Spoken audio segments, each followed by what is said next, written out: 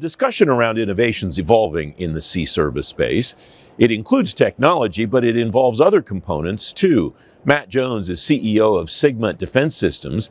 He sees innovation in a number of places in the sea services. You bet. I think connectivity is really something that's really important moving forward. When you think about operators today, recruiting challenges, everybody's growing up digitally native now. And they come in and they get to a system and the system has bandwidth challenges. You can't connect, you're not getting the data, it's not the right data to the right place at the right time. We really see connectivity as a place that innovation is going to be really important, and really data strategy as part of that. You need to have the right data moving over these challenge links and get it to the right places for decision making. Yeah, the right place at the right time for the data is something that just about everybody here is talking about, not just industry, but the people from DISA talk about it in the DISA theater, all of those folks talking about that. Does that mean the same thing to everybody? Is everybody thinking about data, right place, right time in the same way? That's a great question. I think that they are, but I think there's a lot of focus right now on standardization of data. And when you think about that, that really becomes, especially in the way the government buys sometimes, can be very bureaucratic.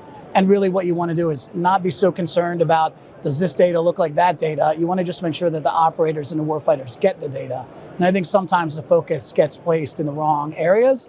For sure, I think everybody knows what data. The question is the data aligned in the way people want? And that's where you see a lot of segmentation.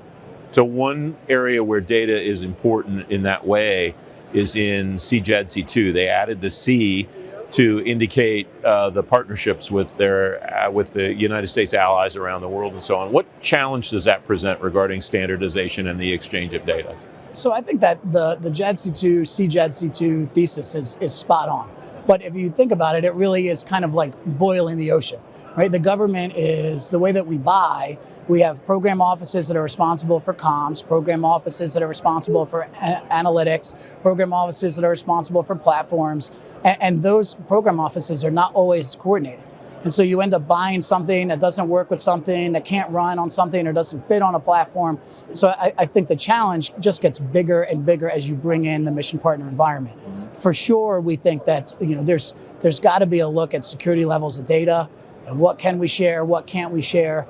Clearly, I think as the DoD is starting to lean a lot more forward in that, and we're seeing a lot more mission success as we lean forward and don't keep everything behind closed doors. But that you're right, that has to be a really important part of the data strategy. Is the department getting better, in your view, at being aware of what all it's getting, so that it can put those puzzle pieces together in the way that you described, in a better way, know that it will all fit together? I think for sure they're getting better. But I think you got to think about where it was starting from. And at the speed we need to move, the reality is we need to go much further, much faster.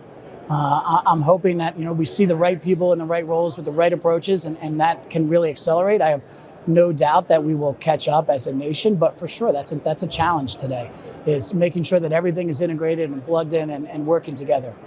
What's the opportunity? What could the department do to plug that together faster? I think one of the challenges right now also around how we buy is small companies are innovating, right? That's where your innovation comes from. Big companies are scaling. And so you have this dearth of medium-sized companies in our space. And it really is like, how do we incent mid-sized companies to really be the ambassadors to take small company technology and grow with the government to scale it? Big companies have a fiduciary responsibility to their shareholders. Small businesses have a hard time, actually scaling it. We need to get back to looking at comparative advantage.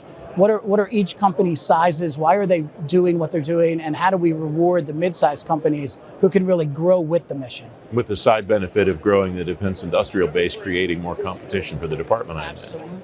Absolutely.